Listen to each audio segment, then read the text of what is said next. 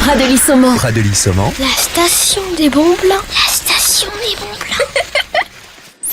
Émission spéciale montagne depuis la station de Pradely-Saumon en Haute-Savoie.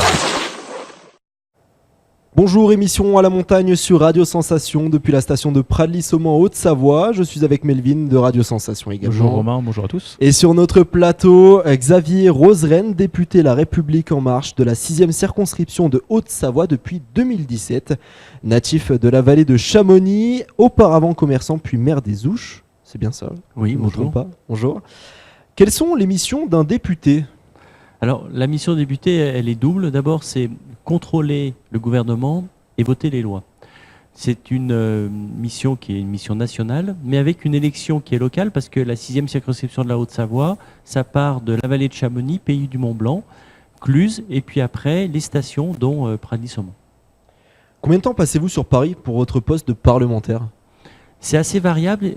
Chaque parlementaire a une commission. Moi, je suis à la commission finances, donc cette commission-là est là pour voter l'ensemble des lois et voter en particulier le budget de l'État. Donc sur des périodes de septembre, octobre, novembre, c'est beaucoup plus de jours, mais sinon, habituellement, c'est du mardi au jeudi.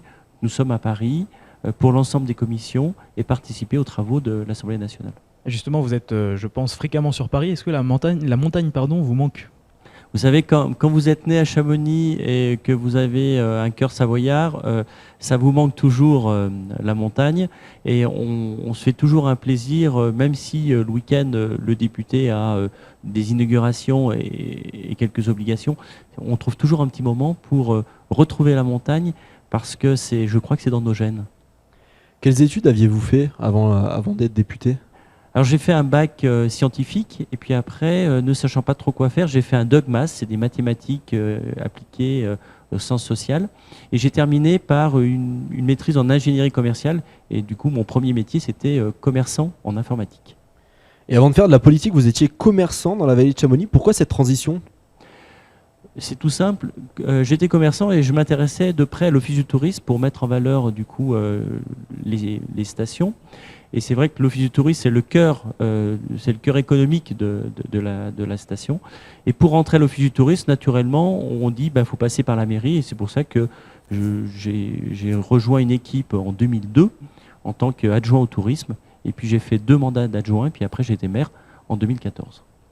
Et ma question, c'est en tant que député, comment faites-vous et comment défendez-vous la montagne, si je peux dire, sur la région parisienne ? Est-ce qu'il y a un groupe Alors, je préside le groupe d'études montagne à l'Assemblée nationale. C'est un groupe transpartisan qui réunit tous les élus, députés, qui ont un intérêt à la montagne.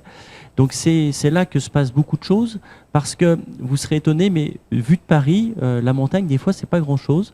Et pourtant, il y a des spécificités ici quand on est à montagne, quand on est comme à Pradely-Saumon à 1400 mètres, avec des problématiques de sécurité, de neige, de déneigement.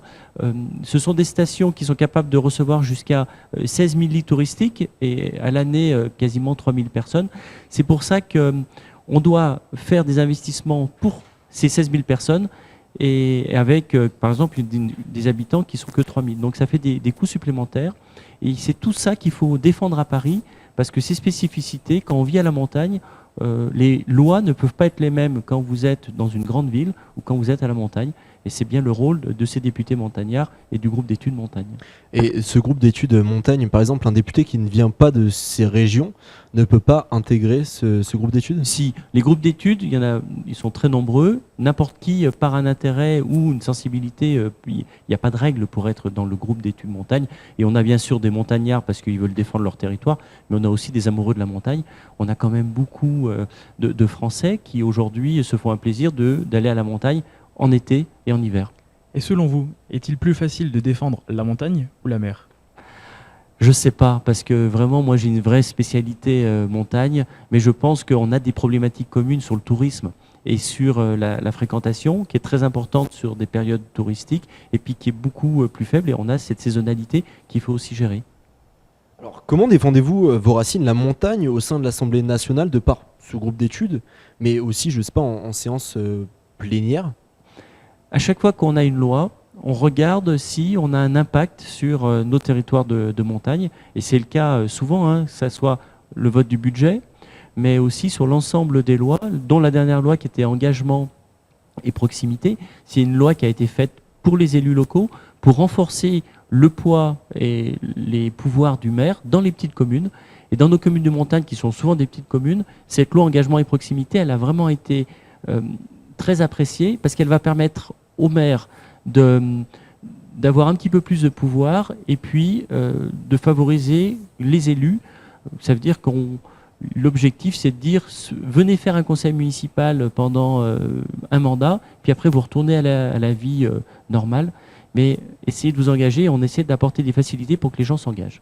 Est-ce que en tant que député, vous avez des facilités, si je puis dire, à peut-être accorder plus d'importance, pour aider les offices de tourisme à communiquer, à agrandir le rayonnement des montagnes? Est-ce que vous pouvez aider les stations qui ont besoin d'aide, soit financière, soit matérielle, soit les parlementaires, que ce soit les sénateurs ou les députés, on n'est pas là pour gérer le courant ou trouver des budgets. Par contre, on est souvent facilitateur. Donc, on essaie d'intervenir par la loi pour pas que la loi complique, mais plutôt facilite la montagne. Et puis, par contre, on est aussi sur des dossiers, et on est souvent facilitateur avec les services de l'État, parce que quand on est en montagne, quelquefois, on a des contraintes pour construire, des contraintes pour gérer.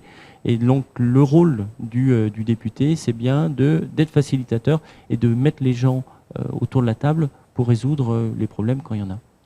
Donc, comment arrivez-vous à faire le lien entre les acteurs locaux et un petit peu le rayonnement que vous avez, je dirais, national? Ce que je m'oblige à faire, c'est mettre en place ce que j'appelle le comité local des réformes. C'est-à-dire que quand il y a une loi qui est votée à Paris, je viens l'expliquer en local aux élus du territoire ou aux associations. Et pareil, lorsqu'il y a une problématique qui est très locale, je la remonte à Paris en disant voilà ce qui se passe sur nos territoires. Donc voilà comment, et le rôle du député, c'est bien faire ce lien entre la capitale et puis la montagne. Vous restez transparent avec les acteurs locaux et tout ce qui se passe avec vos collègues députés sur Paris? Oui, on essaye d'échanger le plus possible. Et en local, pour organiser, rencontrer les gens, donc il y a forcément la permanence du député où les gens peuvent prendre rendez-vous, mais il y a également, j'organise régulièrement sur la circonscription, il y a 4 comités de communes, et dans chaque comité de communes, je fais des permanences en mairie pour recevoir les gens sans rendez-vous, assez régulièrement. Et je sais que j'étais à Mieuxy la semaine dernière, je serai à Servoz dans la vallée de Chamonix la semaine prochaine. Tout ça pour recevoir les citoyens et parler de tous les sujets qui les intéressent. Vous travaillez sur tous les points, que ce soit du développement durable, l'aspect économique, touristique. Vous êtes vraiment axé sur tous les points liés à la montagne. Quand on a été maire d'une station touristique comme les Ouches, on a forcément l'intérêt du tourisme, mais la 6e circonscription, c'est aussi de l'industrie, parce qu'il y a une industrie du décolletage qui est forte ici dans la vallée de l'Arve, et on ne peut plus aujourd'hui passer à côté de l'environnement, de la transition écologique, surtout ici, alors moins à Pradly parce qu'on est un peu en altitude, mais sur les bas de vallée, on a souvent des problèmes de qualité de l'air, et c'est un vrai problème de santé permanent. Et on est toujours sur ces sujets, aussi bien au niveau local qu'au niveau national. Peut-être aussi le réchauffement climatique, peut-être, avec la fonte des glaces, etc. Est-ce qu'il y a un petit sujet là-dessus C'est un sujet très très important, parce que quand vous êtes en montagne, vous voyez précisément le réchauffement climatique avec ces glaciers qui diminuent. Et puis, ça change les pratiques. Ça veut dire que où la montagne était vraiment praticable, par exemple en juillet, août, septembre, on s'aperçoit maintenant qu'avec le réchauffement climatique, il y a beaucoup de voies ou beaucoup de randonnées qui sont plus accessibles en août. Et il faudra habituer les gens à les faire un peu en avant, un peu en amont ou un peu après.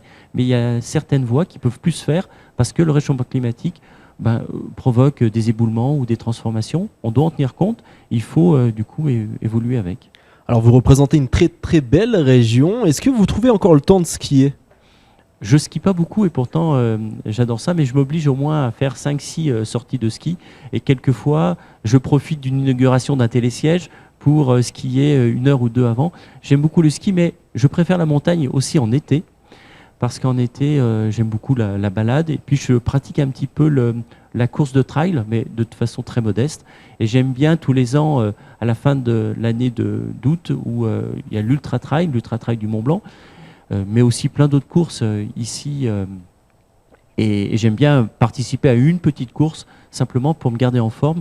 Quand vous êtes à Paris, vous êtes des fois trop sollicité sur les restaurants, donc ça fait du bien d'essayer de s'entretenir. Merci beaucoup d'avoir été avec nous. Xavier Roseren, député de la 6e circonscription de Haute-Savoie. Vous pouvez retrouver ce podcast en audio et vidéo sur notre site internet et sur notre chaîne YouTube Sensation.